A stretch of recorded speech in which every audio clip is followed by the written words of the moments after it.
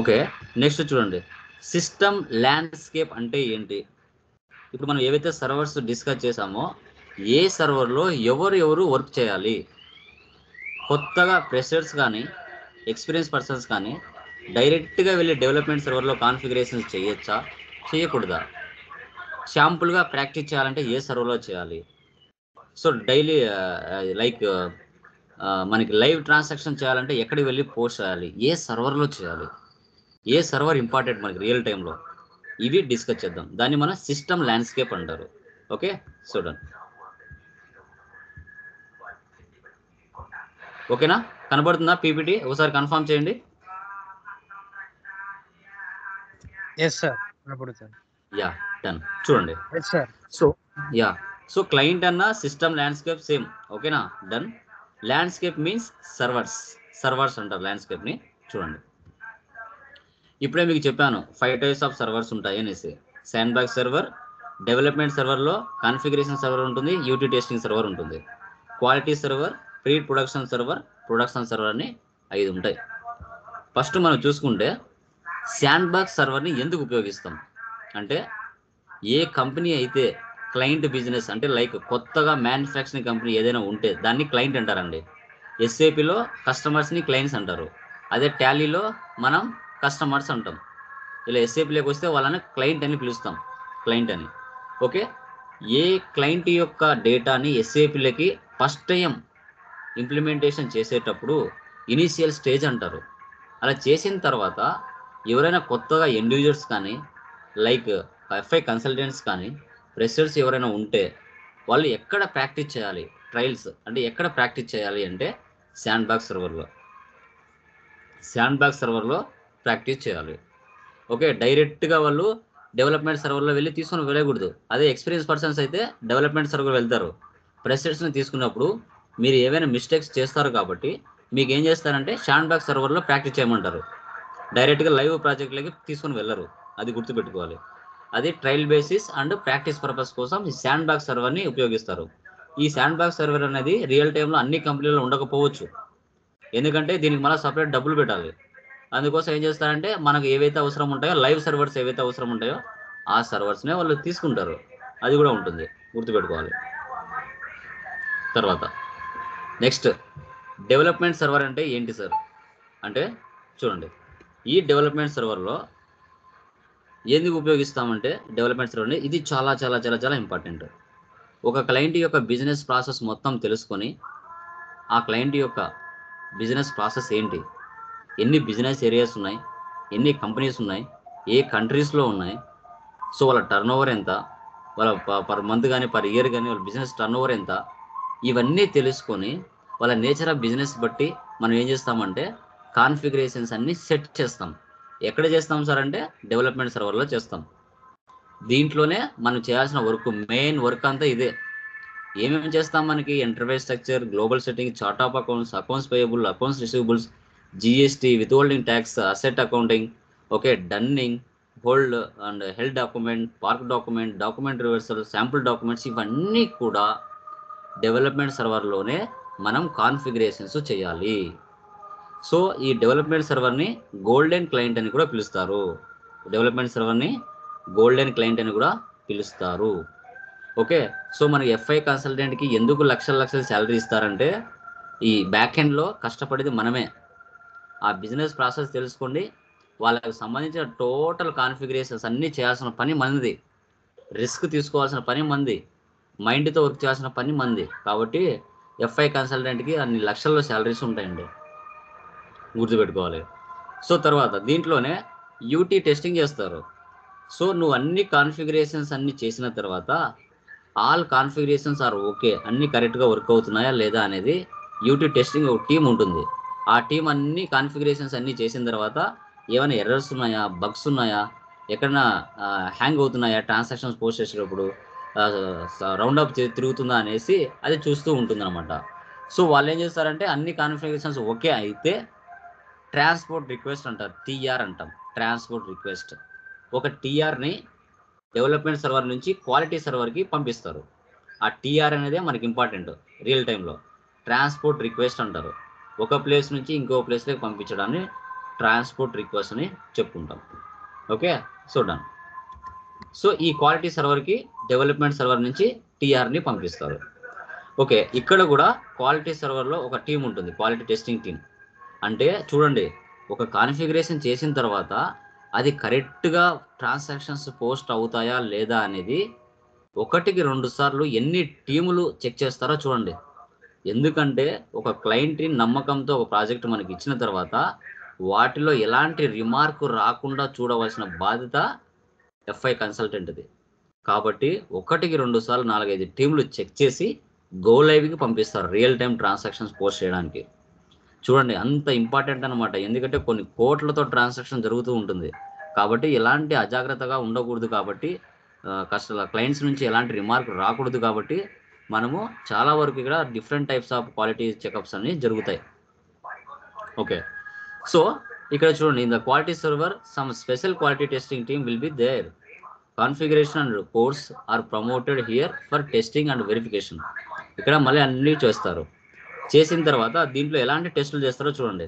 Integration testing, functional testing, regression testing, performance testing, security testing, portal testing. ఇవన్నీ ఏంటంటే testing టైప్లు.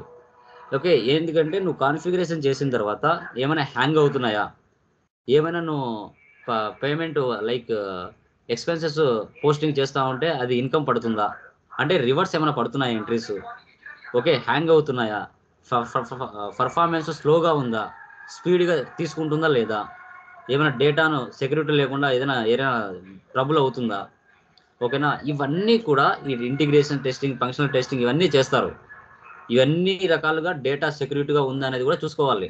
ఏదైనా miss match అవుతుందా, ఒకటి చేస్తే ఇంకొకటి పడుతుందా ట్రాన్సాక్షన్, టీ కోడ్స్ ఏమైనా రాంగ్ ఉన్నాయా, కరెక్ట్గా టీ కోడ్స్ ఉన్నాయా లేదా, ఇవన్నీ కూడా క్వాలిటీ సర్వర్లో క్వాలిటీ టెస్టింగ్ టీం అనేది ఒకటి మొత్తం చెక్ చేసుకోవడం జరుగుతుందండి. అది గుర్తుపెట్టుకోవాలి. Okay, done. తర్వాత ప్రీ ప్రొడక్షన్ సర్వర్. సో ఈ ప్రీ ప్రొడక్షన్ సర్వర్లో ఏం చేస్తారంటే ఆల్ కాన్ఫిగరేషన్స్ అన్నీ చేసిన తర్వాత ప్రీ ప్రొడక్షన్ సర్వర్కి పంపిస్తారు. ఇక్కడ యూజర్ యాక్సెప్టెన్స్ టెస్టింగ్ అని యూఏటి, ఓకే, యూజర్ యాక్సెప్టెన్స్ టెస్టింగ్ అనేసి యూఏటి ఒకటి ఉంటుంది. సో వాళ్ళు కూడా ఇక్కడ ఏం చేస్తారంటే ఈ సర్వర్లో మళ్ళీ ఒకసారి వాళ్ళు చెకప్ చేస్తారు. సో ఒకవేళ ఆ యూఏటి టీం లేకపోతే ఆ కంపెనీలో సీనియర్ అకౌంటెంట్స్ కానీ జూనియర్ అకౌంటెంట్స్ కానీ ఉంటే కన్నా వాళ్ళ చేత అయినా కూడా మళ్ళీ ఒకసారి టెస్టింగ్ చేపిస్తారు. ఆ పర్చేజ్ ఇన్వాయిస్ కానీ, సేల్స్ ఇన్వాయిస్ కానీ, పేమెంట్ ఇన్వాయిస్ కానీ ఇవన్నీ కరెక్ట్గా పడుతున్నాయా లేదనేది కూడా వాళ్ళు చెక్ చేస్తారు. ఓకే, సో ఇక్కడ ఎండ్ యూజర్స్ ఎవరైతే ఉంటారో రియల్ టైంలో ట్రాన్సాక్షన్ చేసేవాళ్ళు ఆ డేటాని ఎడిట్ చేయడానికి ఇలాగూ ఆ ఫెసిలిటీ ఉంటుంది ప్రీ ప్రొడక్షన్ సర్వర్లో. బట్ ఎఫ్ఐ కన్సల్టెంట్కి ఆ ఫెసిలిటీస్ ఉండదు. వాళ్ళు ఎంతసేపు ఉన్న ట్రాన్సాక్షన్స్ లైక్ కాన్ఫిగరేషన్స్ అన్ని బ్యాకెండ్లో చేసి సో చేసిన తర్వాత వాటిని కరెక్ట్గా వర్క్ అవుతున్నా లేదా చూడగలుగుతారు. కానీ దాంట్లో మార్చే శక్తి వాళ్ళకు, మార్చే క్రెడెన్షియల్స్ వాళ్ళకి ఇవ్వరు. అది గుర్తుపెట్టుకోవాలి ప్రీ ప్రొడక్షన్ సర్వర్. ఈ ప్రీ ప్రొడక్షన్ సర్వర్ నుంచి టీఆర్ని మెయిన్ ప్రొడక్షన్ సర్వర్లోకి పంపిస్తారు. మెయిన్ ప్రొడక్షన్ సర్వర్లోకి పంపించడం జరుగుతుంది. ఇది గోలైవ్ అంటారు దీన్ని, ప్రాజెక్ట్ గోలైవ్. అంటే డెవలప్మెంట్ సర్వర్లో టోటల్ కాన్ఫిగరేషన్ చేసిన తర్వాత క్వాలిటీ టెస్టింగ్లో క్వాలిటీ సర్వర్కి పంపిస్తారు. క్వాలిటీ నుంచి ప్రీ ప్రొడక్షన్ సర్వర్కి పంపిస్తారు. ఆ నుంచి ప్రొడక్షన్ సర్వర్లోకి పంపిస్తారు. ఇక్కడ గోలైవ్ ప్రాజెక్ట్ అనమాట. ఈ గోలైవ్ ప్రాజెక్ట్లో రియల్ టైం ట్రాన్సాక్షన్స్ ఏవైతే ఉంటాయో పర్చేజ్ కానీ, సేల్ కానీ, ఎక్స్పెన్సెస్ కానీ ఇవన్నీ కూడా ప్రొడక్షన్ సర్వర్లో జరుగుతాయి. ఒకవేళ దీంట్లో ఏమైనా చేంజెస్ చేయాలి అని ఎవరో రిక్వెస్ట్ పెట్టుకుంటే కంపెనీ వాళ్ళు ఇది మళ్ళీ ఎక్కడికి పంపిస్తారు, ఈ రిక్వెస్ట్ని మళ్ళీ డెవలప్మెంట్ సర్వర్కి పంపిస్తారు. అక్కడ ఆ చేంజెస్ని సరిచేసి మళ్ళీ క్వాలిటీలోకి రావాలి, క్వాలిటీ నుంచి న్యూ ప్రొడక్షన్లోకి రావాలి, ప్రీ ప్రొడక్షన్లోకి రావాలి, ప్రీ ప్రొడక్షన్ నుంచి మళ్ళీ ప్రొడక్షన్ సర్వర్కి రావాలి, మళ్ళీ బ్యాక్ వెళ్తుంది, బ్యాక్ వెళ్ళి మళ్ళీ ఫ్రంట్కి వస్తుంది. అలా ఏవైనా చేంజెస్ ఉన్నా, న్యూ డెవలప్మెంట్స్ ఏవైనా ఉన్నా కూడా ఇవన్నీ కూడా మళ్ళీ మొదటి నుంచి రావాల్సి వస్తుంది. అదే so here end users are working on this server daily. End users ఉంటారు కదా, అకౌంటెంట్లు అంటారు, టాలీలో అయితే అకౌంటెంట్లు అంటారు, ఎస్ఏపీలో ఎండ్ యూజర్స్ అంటారు. సో ఆ end users real time transactions అన్నీ పోస్ట్ చేస్తారు. సో వాళ్ళకు ఎవరు ట్రైనింగ్ ఇస్తారు అంటే ఎస్ఏపీ కన్సల్టెంట్, ఎఫ్ఐ కన్సల్టెంట్ ఎవరైతే ఉంటారో వారు వీళ్ళకి ట్రైనింగ్ ఇవ్వడం జరుగుతుంది. Okay, so they post all types of entries in this server. ఈ లైవ్ సర్వర్లో వాళ్ళు రకరకాల ట్రాన్సాక్షన్స్ పోస్ట్ చేస్తారండి, డే టు డే ట్రాన్సాక్షన్స్ అనమాట. Okay, FI consultant only have display access, చూసుకోవడానికి మాత్రమే. వాళ్ళ డేటాని ఎడిట్ చేయడం కానీ చేంజెస్ చేయడం కానీ వాళ్ళకు క్రెడెన్షియల్స్ ఉండవు ప్రొడక్షన్ సర్వర్లో. ఓకే, అది ఓన్లీ ఎండ్ యూజర్స్కు అక్కడ పనిచేసే ప్రాజెక్ట్ మేనేజర్లకు మాత్రమే ఆ యాక్సెస్ ఉంటుంది. ప్రొడక్షన్ సర్వర్లో ఎఫ్ఐ కన్సల్టెంట్కి యాక్సెస్ ఉండదు. అది మీరు గుర్తుపెట్టుకోవాలి. ఓకే, దీన్ని మనం సిస్టమ్ ల్యాండ్స్కేప్ అని చెప్పుకుంటామండి. ఓకే, సో రియల్ టైంలో మ్యాక్సిమం ఈ మూడే ఉంటాయి: development server, quality server, production server. ఒకవేళ పెద్ద కంపెనీ అయితే వాళ్ళు ఒకవేళ ఏదైనా ట్రయల్ బేసిస్ కానీ ప్రాక్టీస్ పర్పస్ కానీ న్యూ కన్సల్టెంట్స్ కానీ ఎండ్ యూజర్స్ వచ్చినప్పుడు వాళ్ళకి ప్రాక్టీస్ చేసుకొని ఉంటుందిలే అని ఉంటే పెట్టుకోవచ్చు. లేదంటే రియల్ టైంలో ఈ 3 ప్రొడక్షన్ సర్వర్లే ఉంటాయి, main servers. So customising, testing అవన్నీ కూడా. సో మన క్వాలిటీ, డెవలప్మెంట్, క్వాలిటీ, ప్రొడక్షన్, ఈ మూడే చాలా చాలా చాలా ఇంపార్టెంట్. ఈ మూడిట్లో ఏదో ఒక సర్వర్ మీకు ఇస్తారు వర్క్ చేయడానికి, అది కూడా గుర్తుపెట్టుకోవాలి.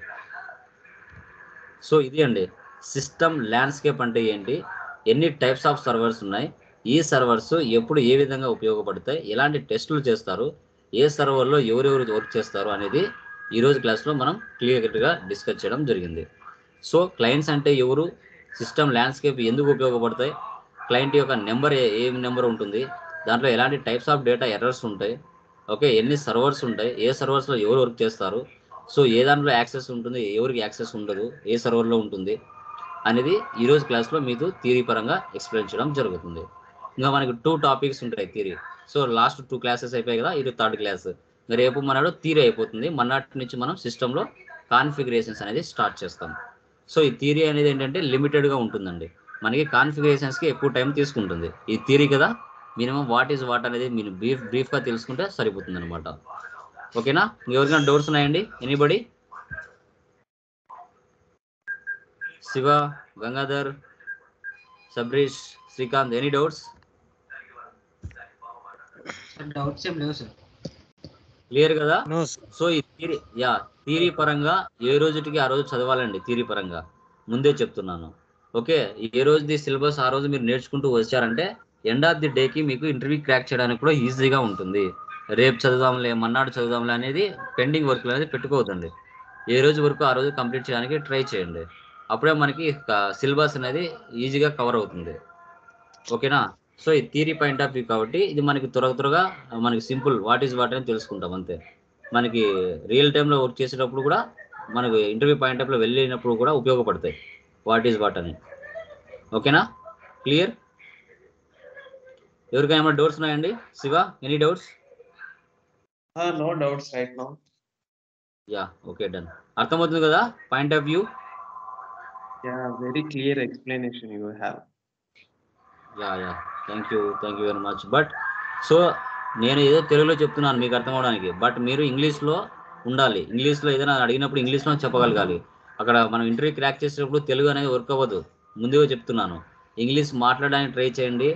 డెమోస్ ఎక్కువ ఇవ్వాలి, ప్రజెంటేషన్స్ ఎక్కువ ఇవ్వాలి, ప్రాక్టీస్ ఎక్కువ చేయాలి. ఎర్రర్స్ ఉంటే అది ఎందుకు ఎర్రర్ వచ్చింది, ఏ పాయింట్ ఆఫ్లో వచ్చింది, ఎక్కడ ఏం తప్పు చేశారు, ఇవన్నీ కూడా మీరు 1-2 సార్లు రీచెకప్ చేసుకుంటూ ఉండాలి. ఎన్ని ఎక్కువ ఎర్రర్స్ని మీరు సాల్వ్ చేయగలిగితే ఎస్ఐపిలో అంత పర్ఫెక్ట్ అవుతారు. సో ఇది అంత భయంకరమైన సబ్జెక్ట్ అయితే ఏం కాదండి. ఒక 10 కంపెనీ కోడ్లు చేశారంటే నాకులాగా మీరు కూడా టీచ్ చేస్తారు, అంత సింపుల్గా ఉంటుంది. బట్ కరెక్ట్గా ఆ ఎర్రర్ ఎందుకు వస్తుంది అనేది జస్ట్ అనాలిసిస్ చేస్తే చాలు. మీరు గూగుల్లో సెర్చ్ చేయాల్సిన అవసరం కూడా ఉండదు, అంత సింపుల్గా ఉంటుంది. ఫీల్డ్ స్టేటస్ గ్రూప్స్ ఉంటాయి, దాంట్లో ఎక్కువ ఎర్రర్స్ వస్తాయి. మీరే ఒక 5 కంపెనీలు కోడ్ చేశారంటే మీరే టీచ్ చేయగలుగుతారు ఎస్ఐపిని, అంత సింపుల్గా ఉంటుంది. ఓకే, బట్ ఏంటంటే కరెక్ట్ పాయింట్ ఆఫ్ తెలియాలి. ఒక 10 కంపెనీ కోడ్లు కంప్లీట్ అంటే మీరు కోర్స్ నేర్చుకునేసరికి 10 కంపెనీ కోడ్లు వెయిట్ చేస్తూ నిదానంగా చేశారంటే వచ్చేస్తుంది. ఒక 2 నెలలు గట్టి కష్టపడితే వచ్చేస్తుంది ఎస్ఐపి. ఓకేనా? సో ఎందుకంటే మీద 2-3 కంపెనీలు చేసుకుంటూ వస్తా అంటే కంపెనీలు మార్చి చేస్తూ ఉంటే సో ఎక్కడ ఏం మారిస్తే ఏ కంపెనీలోకి వస్తాం అనేది కూడా తెలిసిపోతుంది. బట్ ఫస్ట్ నేర్చుకుంటాను కాబట్టి మినిమం 6 అవర్స్ లేదా 5 అవర్స్ మీరు టైం కేటాయించుకోవాలి, 100% టైం కేటాయించుకోవాలి. ఏదో 1 అవర్ కూర్చొని ఇది రాలేదురా బాబు అని పక్కన పడేసారంటే ఎస్ఐపి రాదు. చాలా ఓపిక ఉండాలి, చాలా పేషెన్స్ ఉండాలి, చేస్తా ఉంటే చేయాలనిపిస్తుంటుంది. ఓపిక అయితే మాత్రం చాలా ఉండాలి.